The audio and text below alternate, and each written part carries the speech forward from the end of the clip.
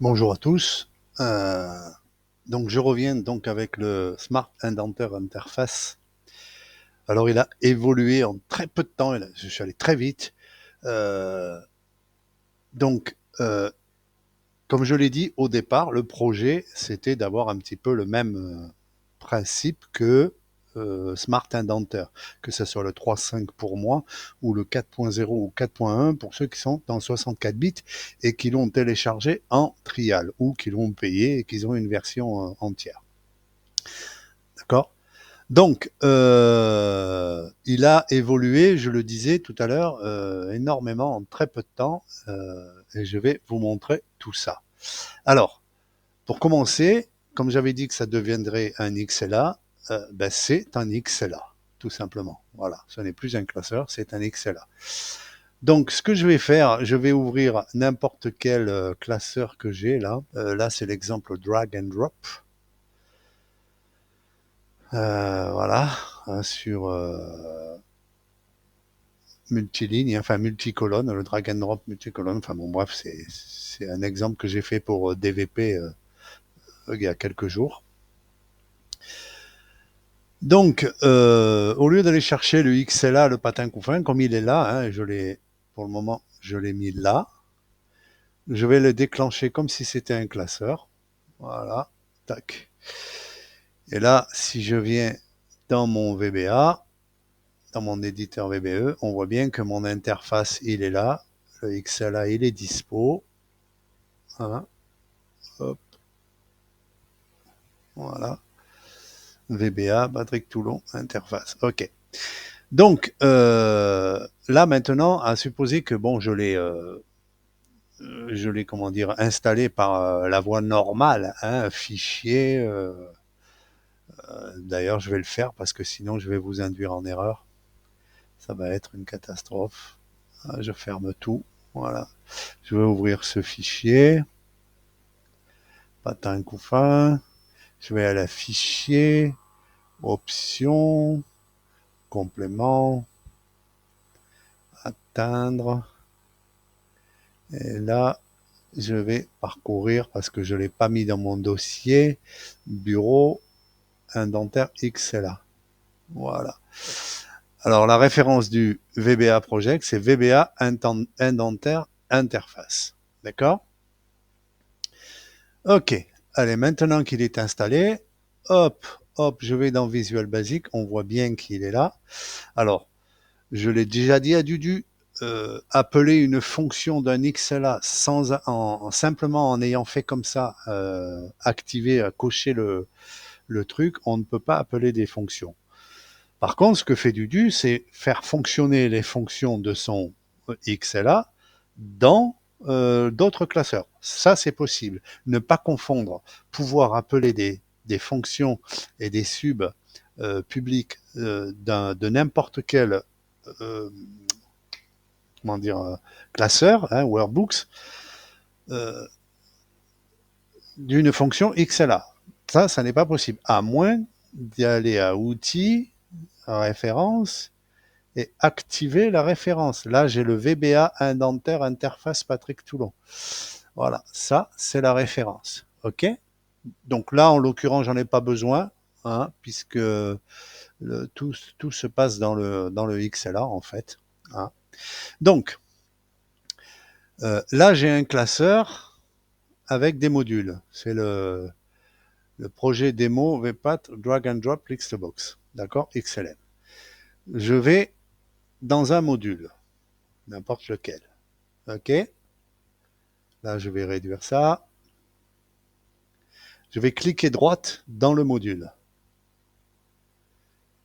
Et là, je trouve Smart Indenter. Donc ça, c'est ma version 3.5 de Smart Indenter. Et je marque et je trouve ma version à moi, mon complément VBA Indenter, dans lequel j'ai soit indentaire interface, soit indenter le module directement. Pour vous montrer, je vais choisir le module. Et voilà. Vous voyez, le module m'affiche donc l'interface, hein, l'userform. Comme vous pouvez le voir, il a évolué, hein, en termes de design, en termes de plein de choses. Hein. Les boutons que je disais sur la version bêta 1.0, indentés dans le module ou enregistrés sous, fonctionnent. Hein. Les checkbox, d'ailleurs, je vais vous le montrer. Hein. Tac. Dès que vous avez plus besoin de passer par le bouton indentaire visuel. Si vous cochez directement ce que vous voulez, ce que vous avez besoin, hein, voilà. Donc là, c'est indenté, vous voyez. Je peux l'enregistrer sous, c'est-à-dire enregistrer sous, ben, je vais le faire, comme ça au moins on voit tout. En format texte, bien sûr, je vais l'appeler, je sais pas moi, sauvegarde du module drag and drops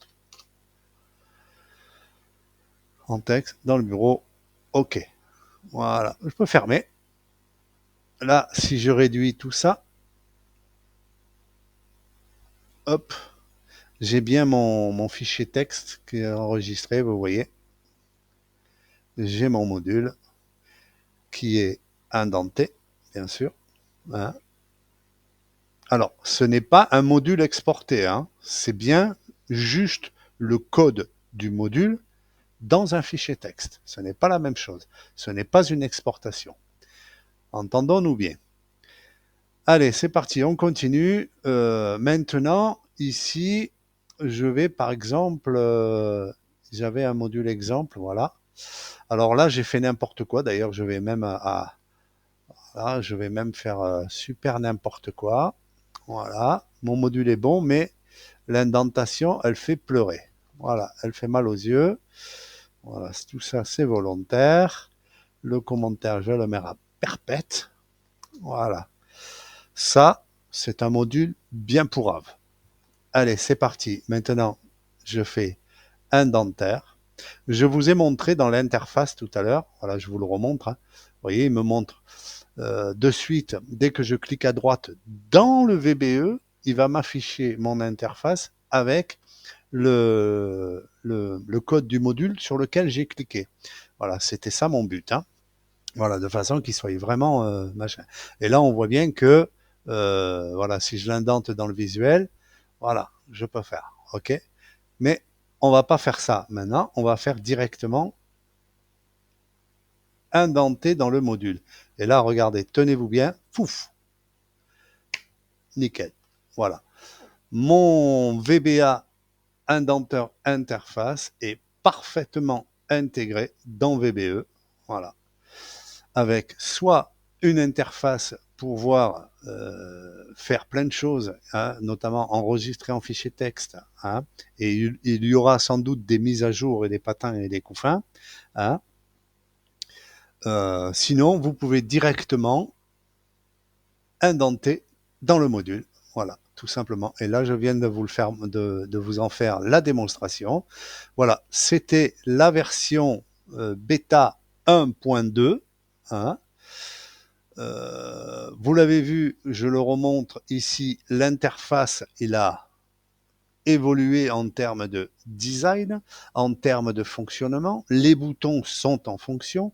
On a toujours parfaitement le, le principe de la, de la combo box hein, pour choisir un module, n'est-ce pas hein, d'ailleurs, je vais le montrer. Hein, voilà. Alors, avant de vous le livrer, je vais rajouter aussi dans le XLA une mise en place dans le ruban pour afficher simplement l'interface sans aller dans le VBE. C'est pour vous dire que je vais vraiment l'intégrer dans la sphère Excel, enfin dans la sphère de l'environnement du fichier lui-même, où il peut être atteint partout. Voilà. Et il peut atteindre partout aussi. Voilà. Donc, je vais vous le montrer. Hein. Ça change pas. Hein. Si je prends ici, voilà, j'ai mon module exemple ici, et j'ai le drag and drops. Voilà, je vais prendre celui-là, par exemple. Hein. Voilà. Hop. Voilà, j'ai répété ma bannière 2 fois, je sais pas pourquoi. Voilà. Donc, ici, là, là, là. Ici, là, là, là. Ici, c'est ce module ici. Voilà. Donc là, si je l'indente dans le visuel, Voilà, il est indenté, c'est propre et net, comme vous pouvez le constater. Hein. J'ai néanmoins quelques défauts. Ici, par exemple, le N-sub n'est pas bien collé à gauche. Alors, il s'avère que j'ai fait l'essai avec le Smart Indentaire qu'on peut télécharger, que ce soit le 4.0 ou le 4.1. Effectivement, quand il y a beaucoup de commentaires comme ça, du style ça, du truc comme ça, il y a des petits déraillements. Et là, j'ai exactement les mêmes. Ce qui me fait penser que je suis pas loin de la solution que eux ont utilisée. Je ne sais pas comment ils se démerdent, pardonnez-moi l'expression, pour indenter dans Smart Indentaire 3.5 ou 4.0 ou 4.1. Je ne sais pas, honnêtement. Mais je suis quasiment, je suis un peu, je doute qu'ils aient utilisé du HTML comme j'en ai eu l'idée moi-même. Voilà. Puisque je me retrouve exactement avec les mêmes petits défauts. Cela dit, on va pas pleurer pour le N-sub qui a un espace en trop. Hein. Ça ne gêne absolument à rien. Hein. J'essaierai dans l'avenir de corriger, hein, d'une manière ou d'une autre. Il y a toujours un moyen de corriger. Hein. Voilà. Euh, mais dans tous les cas, j'ai essayé plein de choses et j'ai exactement, s'il y a des défauts, j'ai exactement les mêmes défauts que Smart euh, Indentaire 3.5. Voilà, moi j'ai le 3.5 pour 32 bits. Hein. Pour les 64 bits, c'est le 4.0 et le 4.1 qui est en version payante maintenant, disponible pendant 30 jours en version trial. Hein. Exactement les mêmes défauts. Je suis convaincu qu'ils utilisent du HTML. Voilà. Un petit peu comme je l'ai fait. Alors peut-être différemment, hein, peut-être, j'en sais rien, honnêtement. Mais dans n'importe quel cas, là, vous voyez que mon indentation est propre, à part ce petit N-sub qui arrive à la fin. Hein, mais je corrigerai n'importe comment dans tous les cas. Voilà. Donc là, quand je choisis un module ici, hein, parce que ça a changé ça aussi, voilà, hop, hop, vous voyez, j'ai le nom du classeur et j'ai le nom du module. Voilà, rien n'est perdu. Voilà. Donc, par contre, quand vous avez, je montre tout, hein, parce que comme ça au moins, quand vous avez ici, par exemple, allez, j'appelle l'interface à partir de VBE dans son environnement contextuel, hop, hop, hop, hop, hop, je le remets parce que je l'ai coupé, hop, hop, hop. Vous voyez, j'ai juste le nom du module. Là, j'ai cliqué sur le module exemple, j'ai juste le nom du module. Voilà.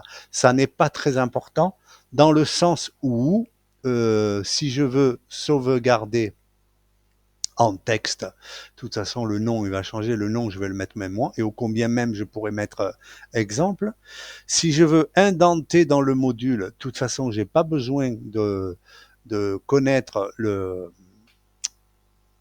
nom du classeur du VB Project et du patin du couffin pour atteindre le VB Component, puisque là, pour la simple et bonne raison, c'est que quand j'ai cliqué sur le menu contextuel droite dans VBE, j'ai envoyé dans l'interface VBA Indenter un objet, une variable objet VB Component. Donc, il va travailler sur le VB Component, quel que ce soit le parent project et le parent classeur. Voilà. Donc, dans n'importe quel cas, il ne peut pas se perdre. Voilà. Parce que c'est vrai que ça a été un problème. Hein. Je suis même allé jusqu'à me disputer avec ChatGPT parce que il me sortait des grosses conneries. Et voilà. Donc, j'ai préféré passer directement par une variable publique injectée à partir du menu contextuel dans mon interface, donc une variable objet VB componente, et à partir de là, sur ce VB componente, je fais ce que je veux. Voilà. Donc là, dans n'importe quel cas, là par exemple, hein, vous voyez, j'ai fait ça. Je vais faire ça. Voilà, et je vais indenter dans le module. Exemple. Voilà. Et vous voyez, il me l'a remis. Voilà. Donc, je peux indenter le module à partir de l'interface.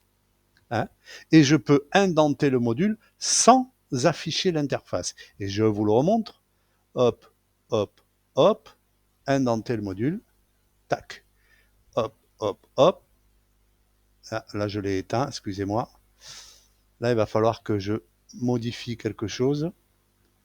Hop, pour remettre le menu. Voilà, là, je vais indenter le module, voilà, directement, sans passer par l'interface. Voilà. Donc là, il va falloir que je rajoute la réactivation du menu. Et puis après, ça sera fini. Bon, vous le voyez, je me répète, hein, il est plus joli. Enfin, moi, je l'ai fait comme ça. C'est pas définitif, hein. Moi, j'ai fait une petite image avec des chapes, là, que j'ai fait sur Excel, hein, que j'ai calqué en image, avec une petite étoile qui brille, patin couffin, voilà. Pas trop de chichi pampan, mais bon, ça fait plaisir d'avoir une interface accueillant comme ça, hein. Et puis voilà. Donc, c'est quand même plus, comment dire, bah, c'est quand même plus intéressant que ça, hein, entre nous, hein, voilà. Donc, enfin moi c'est mon opinion. Vous pouvez avoir le vôtre, c'est pas un souci. Dans n'importe quel cas, vous le voyez, le projet il arrive à terme bientôt. On est pas loin, quelques petits défauts à corriger, mais dans n'importe quel cas, ces défauts ne sont pas catastrophique dans le sens où ça ne détruit rien. Voilà. Ça ne détruira rien de vos fichiers. De toute façon, dans n'importe quel cas, les codes, comme d'habitude, comme le Ribbonix, comme les boîtes de dialogue que j'ai fait, comme les messages gauche, comme les sélections d'imprimantes, etc., le code est ouvert. Voilà. Donc, il est ouvert et donc la discussion est ouverte à toute proposition susceptible d'aller dans mon sens, parce que c'est quand même mon idée, hein, et c'est quand même mon travail. Et j'aime bien qu'on reste dans cette optique-là. Enfin, j'aimerais bien qu'on reste dans cette optique-là. Sauf si effectivement une idée est meilleure. Et alors là, il n'y a pas de problème, je vais plonger et je vais bûcher sur la question. Mais dans n'importe quel cas, si vous avez des propositions, par exemple des options supplémentaires, hein, à faire. Par exemple, là prochainement, je vais ajouter les commentaires, hein, parce que les commentaires indentés ou pas, hein, euh, prochainement, après, il est prévu aussi un correcteur de code, c'est-à-dire les subs et les conditions imbriquées qui sont monolignes comme ça, comme un peu, j'ai souvent, même un peu, même très souvent, l'habitude de faire pour compiler des codes qui deviennent indigestes pour les gens un peu moins expérimentés. Je vais faire un module supplémentaire qui va justement disséquer justement ces lignes de code imbriquées monolignes là, pour en faire par exemple une condition if à la ligne machin, à la ligne else, à la ligne machin, à la ligne indif. Voilà, de façon à corriger un petit peu ça pour ouais, pour le fun en fait, hein. C'est vraiment l'exercice de style qui me plaît. Donc voilà. Mais ça, c'est encore c'est encore dans l'œuf, hein. C'est pas pour aujourd'hui, hein. Aujourd'hui, le but était de vous offrir le moyen d'indenter vos codes sans passer par des installations triales ou des installations payantes, hein. C'est cadeau, voilà. Et puis j'espère que vous apprécierez le travail.